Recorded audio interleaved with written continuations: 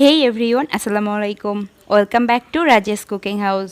আজকের পর্বে অত্যন্ত মজাদার বিফ বিরিয়ানি রান্নার একটি সহজ ও ঝটপট রেসিপি নিয়ে চলে এসেছি। রেসিপি পুরোটা দেখার আমন্ত্রণ রইল। আশা করি আজকের রেসিপিটি আপনাদের অনেক ভালো লাগবে। এখানে আমি হাড় চর্বি সহ 1 কেজি গরুর মাংস নিয়েছি। এর সাথে অ্যাড করে দিচ্ছি 2 কাপ পেঁয়াজ কুচি।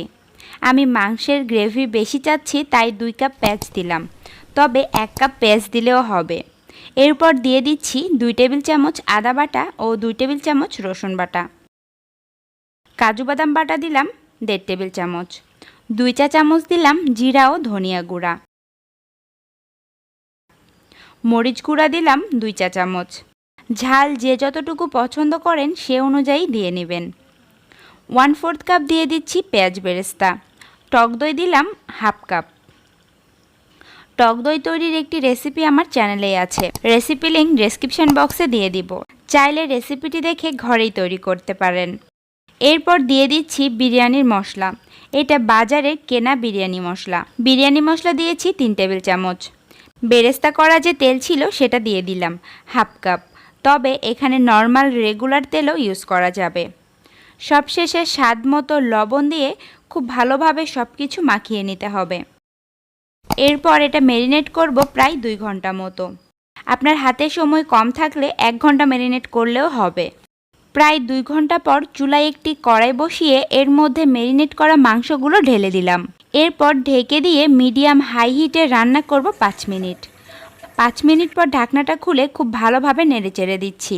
এরপর আবারও ঢেকে দিয়ে রান্না করব 5 থেকে 6 মিনিট। প্রায় 6-7 মিনিট পর ঢাকনা খুলে নিয়েছি। মাংস থেকে বেশ খানিকটা পানি বের হয়েছে। আমি আর এক্সট্রা কোনো পানি দিচ্ছি না, এই পানিতেই পুরো রান্নাটা করব। তবে আপনার পানি লাগলে প্রয়োজন মতো পানি দিয়ে রান্না করে নিতে পারবেন।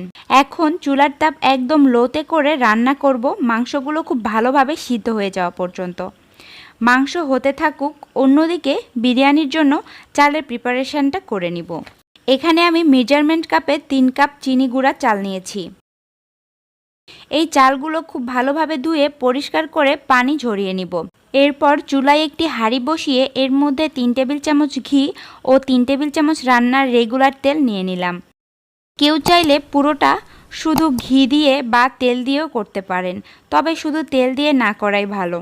ঘি দিতে চেষ্টা করবেন, এতে টেস্টও বেশি ভালো আসে আর ফ্লেভারও। তেল ও ঘি গরম হয়ে আসলে এবার ধুয়ে পানি ঝরিয়ে রাখা চালগুলো দিয়ে ভেজে নিতে হবে। বেশ খানিকক্ষণ চালগুলো ভেজে নেওয়ার পর অ্যাড করে দিচ্ছি 6 কাপ পানি। আমি 3 কাপ চালের জন্য 6 কাপ পানি অ্যাড করলাম। চাল যতটুকু তার ডাবল পানি দিতে হবে, তাহলে পোলাওটাও ঝরঝরে হবে। আমি পানি দেওয়ার পর দিয়ে দিচ্ছি 2 চা চামচ লবণ, 8 থেকে 10টা কাঁচামরিচ। লবণ আপনারা নিজেদের স্বাদ মতো দিয়ে নেবেন। সবশেষে 1 টেবিল চামচ মতো বিরিয়ানি মশলা দিয়ে দিচ্ছি। এবার একটু নেড়েচেড়ে ঢেকে দিচ্ছি। এ পর্যায়ে চুলার তাপ মিডিয়ামে রেখে 6 থেকে 7 মিনিট মতো জাল করে নিব। এরপর ঢাকনা খুলে উল্টে পাল্টে দিব। এরপর আবারও ঢেকে রাখবো 6 থেকে 7 মিনিট মতো। 5-6 মিনিট পর ঢাকনাটা খুলে নিলাম। পোলাওটা অলমোস্ট হয়ে এসেছে, আর দেখতেই পাচ্ছেন কতটা ঝরঝরে হয়েছে। এখন এখান থেকে অর্ধেকটা পোলাও আমি তুলে রাখব, আর বাকি অর্ধেকটা ছড়িয়ে দিয়ে এর ওপর দিয়ে দিচ্ছি পেঁয়াজ বেরেস্তা, কিছুটা গুঁড়া দুধ, অল্প পরিমাণে চিনি আর রান্না করে রাখা মাংসগুলো। দেখে নিশ্চয়ই বুঝতে পারছেন মাংস কতটা ভুনা ভুনা হয়েছে। আমার বিরিয়ানির পরিমাণ কম, তাই একটা লেয়ারেই সব মাংস দিয়ে দিলাম। তবে পরিমাণ বেশি হলে পরিমাণ অনুযায়ী 2 বা 3টা লেয়ারেও মাংস ও পোলাও দিয়ে নিতে পারেন। মাংস ছড়িয়ে দেওয়া হয়ে গেলে ভেজে রাখা আলু দিয়ে দিচ্ছি। আলুগুলো সামান্য ফুড কালার অ্যাড করে ভালোভাবে ভেজে নিয়েছি। আলু দেওয়ার পর আবারও পেঁয়াজ বেরেস্তা ছড়িয়ে দিলাম। এরপর 6-7টা আলু বুখারা ও কিশমিশ দিয়ে দিলাম, আর কিছুটা গুঁড়া দুধ আবারও ওপর দিয়ে ছড়িয়ে দিলাম। এরপর তুলে রাখা পোলাওগুলো দিয়ে ভালোভাবে আটকে দিলাম। এরপর ওপর দিয়ে কিছুটা পেঁয়াজ বেরেস্তা, কিশমিশ, ঘি ও জর্দার রং গুলিয়ে সেটা দিয়ে দিব। আমার রেসিপিগুলো যদি আপনাদের কাছে ভালো লাগে তাহলে ভিডিওটিতে একটি লাইক দিয়ে আমার চ্যানেলটি সাবস্ক্রাইব করে আমাকে আরও নতুন নতুন রেসিপি তৈরিতে উৎসাহ যোগাবেন। এবার ঢেকে দিয়ে চুলার তাপ লোতে করে দমে রাখবো 15 থেকে 20 মিনিটের জন্য। আর হাঁড়ির নিচের অংশ যদি পাতলা হয় তাহলে হাঁড়ির নিচে একটি তাওয়া দিয়ে নিতে হবে, এতে নিচে থেকে পোড়া লাগার ভয় থাকে না। প্রায় 20 মিনিট পর ঢাকনাটা খুলে উল্টাপাল্টে দিয়ে সার্ভ করে নিচ্ছি। এই তো তৈরি হয়ে গেল অসম্ভব মজার বিফ বিরিয়ানি।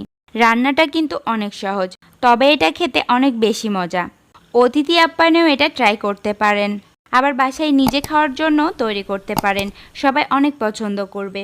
আশা করি আমার আজকের রেসিপি আপনাদের ভালো লেগেছে। ভালো লাগলে প্লিজ লাইক ও কমেন্ট করবেন, আর ফ্রেন্ডস অ্যান্ড ফ্যামিলির সাথে আমার রেসিপিটি শেয়ার করবেন। যারা আমার চ্যানেলটি সাবস্ক্রাইব করেছেন তাদেরকে অসংখ্য অসংখ্য ধন্যবাদ। আর যারা এখনও সাবস্ক্রাইব করেনি তারা প্লিজ সাবস্ক্রাইব করে আমাকে এগিয়ে যেতে হেল্প করবেন। আজকে বিদায় নিচ্ছি, সবাই অনেক ভালো থাকবেন। আল্লাহ হাফেজ।